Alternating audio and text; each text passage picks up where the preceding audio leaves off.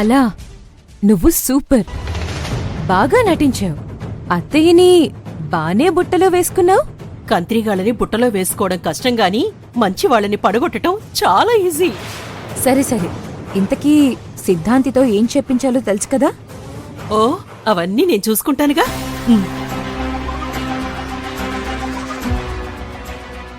నేను అర్జున్ బావ భార్యని కావాలి, ఈ ఇంటికి మహారాణిని కావాలి. ఈ పూజ పేరుతో ఆ కోరిక నెరవేరుతుంది.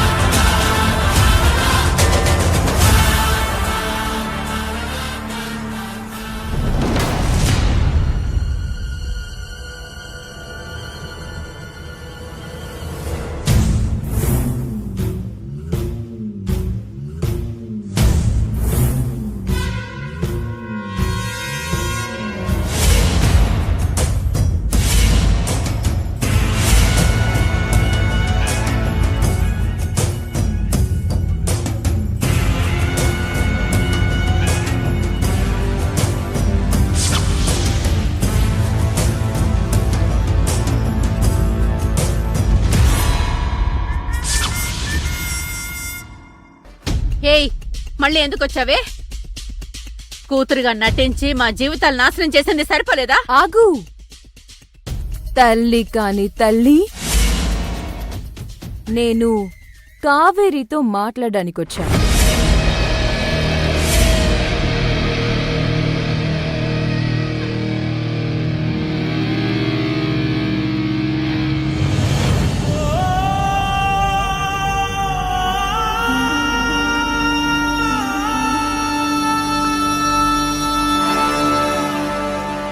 అదేంటి కావేరి, నీ ముందుకి రాగానే లాగిపెట్టి కొడతావనుకుంటే కామ్గా బొట్టు పెట్టించుకుంటున్నావు. ఏంటి డ్రామా? మళ్ళీ ఏం ప్లాన్ చేశావు?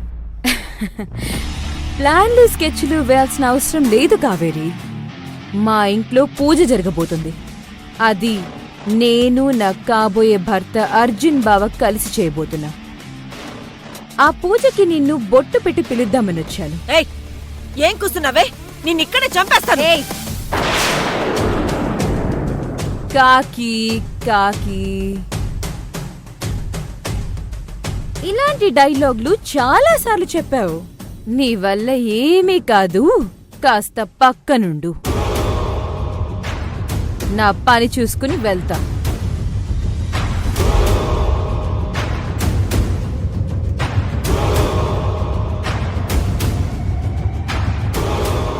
మీ అందరికీ నన్ను చంపేయాలనుంది కదా, కానీ నా ఒంటి మీద దెబ్బ పడితే నేనేం చేస్తాను తెలుసా?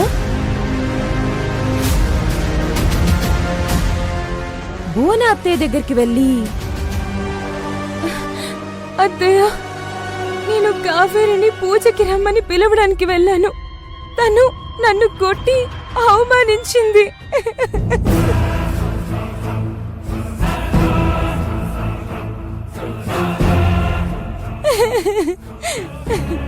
అని ఇలా యాక్ట్ చేస్తాను.